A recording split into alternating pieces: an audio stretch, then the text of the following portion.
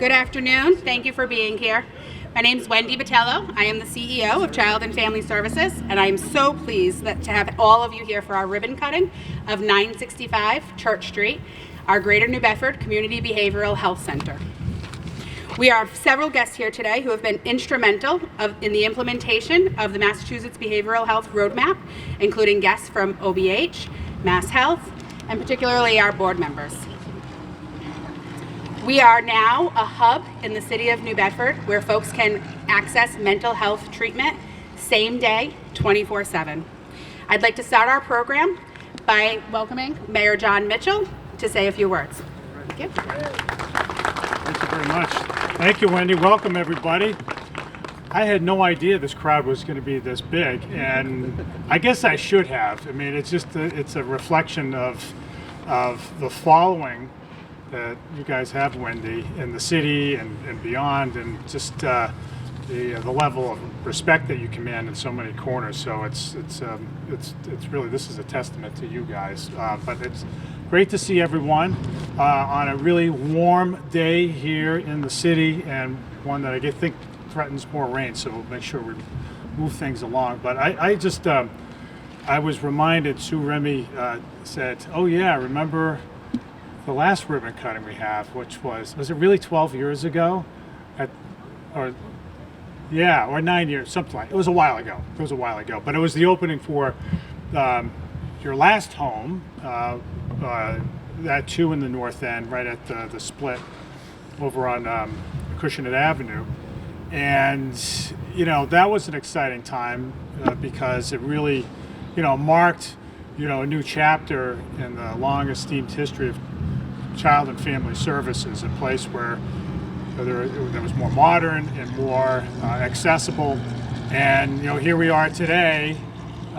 This organization is taking it again to the proverbial next level, expanding its services in a facility that is still even more accessible. And so it's really exciting. And it's exciting. One of the things that excites me is just the legacy of this institution. I mean, there really aren't that many like it. I mean, just think about the founding of what was once New Bedford Orphans Home. That's the original Child and Family Services in the 1840s, and its purpose was to take care of the orphans of whalemen lost at sea, among others, but others who had the need to be taken in.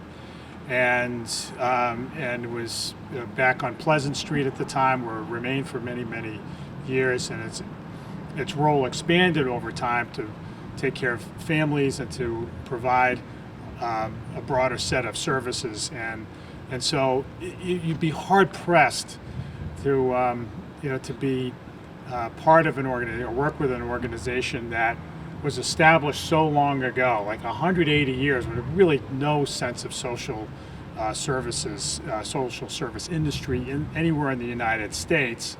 We were one of the first, and it's just that the fact that it's still around today, not just surviving but thriving, is a real testament to the strength of the organization and to all the work that you guys do, Wendy, to help those in need, whether it's just the intake every day of somebody coming in, or it's the response as part of the crisis team that works closely with city government in a number of ways. You guys do such a great job. Or if it's just the work with families and getting people back on their feet.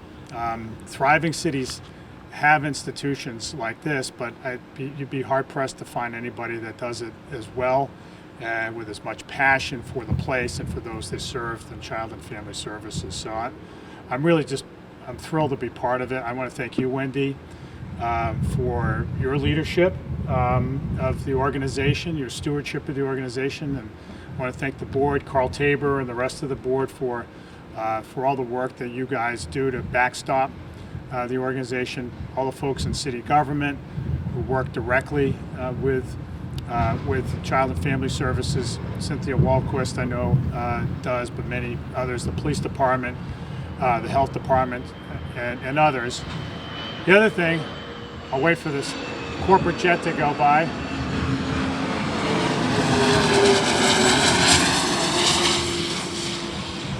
yours, John? That one's mine. Where's it going? You know, it is a distraction, but we like having those at the airport. They pay a lot in rent. It's a good thing. But I want to thank, of course, all the elected officials who have supported this organization over many, many years. But you know, among others, Paul Schmid from our state rep from this particular. Are we actually in your district, Paul? Well, if this had been a year ago, it would have been Mayor. It's close. All right, just pretend it's last year then. As well as the entire city council, Council President Morad, and everybody else. So I just want to thank all of you guys for supporting this organization that supports so many folks in our city. And with all that, I'll turn it back over to you, to Wendy. But this is a big day. I can't wait to get inside. Thanks, everyone. Thank you.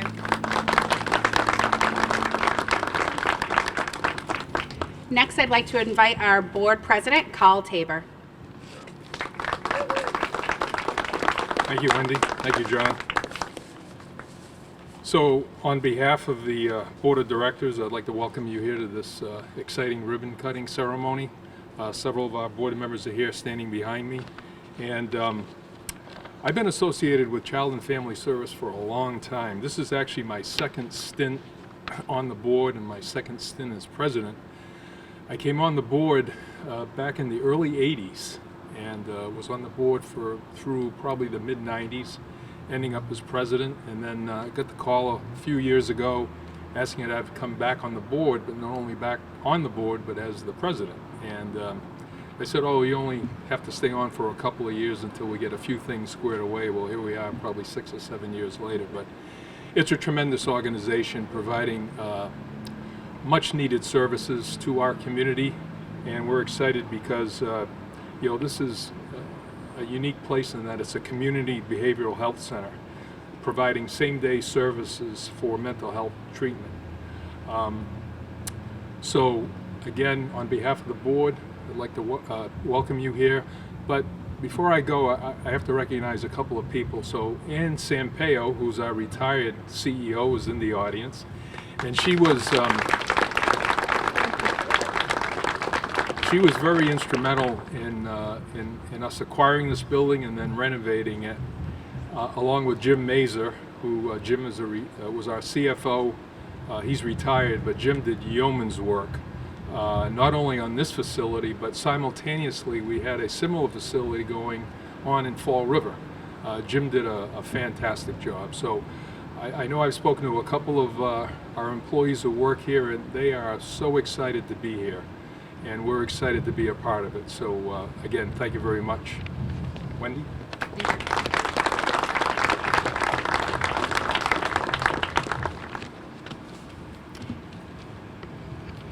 I'm a little shorter than Carl.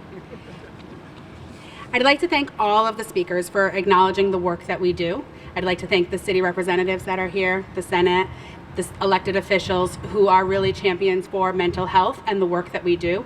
We appreciate your support tremendously. To close our program, I'd like to take a few minutes to recognize what stands before us.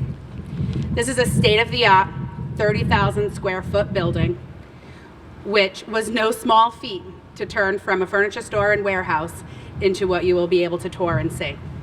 We are able to provide access to care for countless youth and adults throughout the community of New Bedford and through the surrounding communities.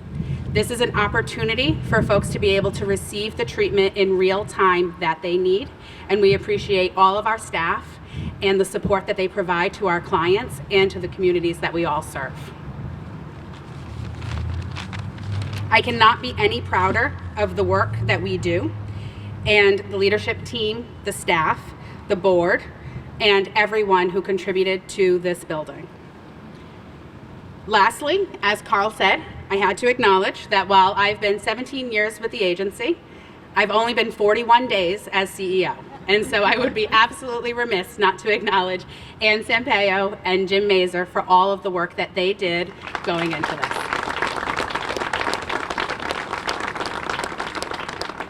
Thank you. We are going to do tours of the building.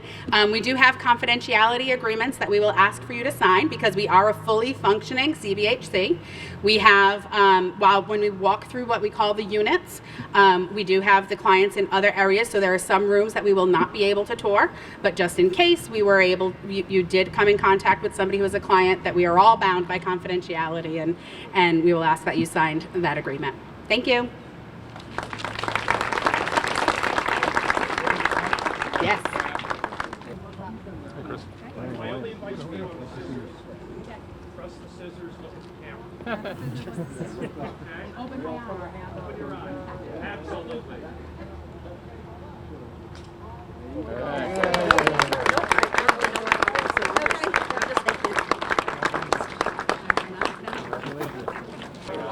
All right, we do have two more items to do here, and the first one is we have from the New Bedford City Council, we have a citation. And the citation reads, New Bedford City Council official resolutions, be it hereby known to all that the City Council of New Bedford, Massachusetts hereby offers its sincerest congratulations to Child and Family Services in recognition of the ribbon cutting ceremony for your new facility and your 180 years to service to the City of New Bedford. The entire citizenry extends its very best wishes on this memorial occasion and expresses the hope for continued good fortune given this 10th day of August 2023 by Council President Linda Morad, Brad Markey, Council Ward 1, Ward 2, Councilor Maria Giesta, Ward 6, Councilor Ryan Pereira, and Councilor at Large Shane Burgo.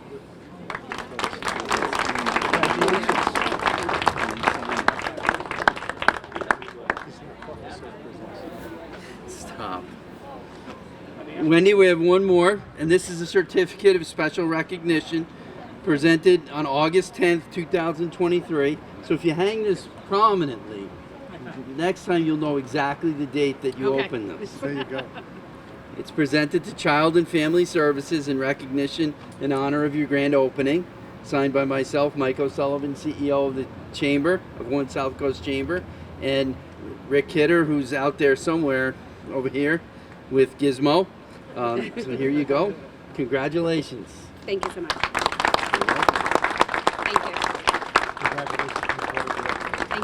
Thank you.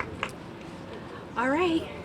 Thank you, everyone. I'd also like to ask Pam Bolorino and Shonda Coutinho and Paula Borges as well to join us up here. Shonda and Pam are the VPs of this building, so they are running it day to day, and we're absolutely instrumental. Paula Borges is our COO, and again, very instrumental in all the work that we do. Thank you.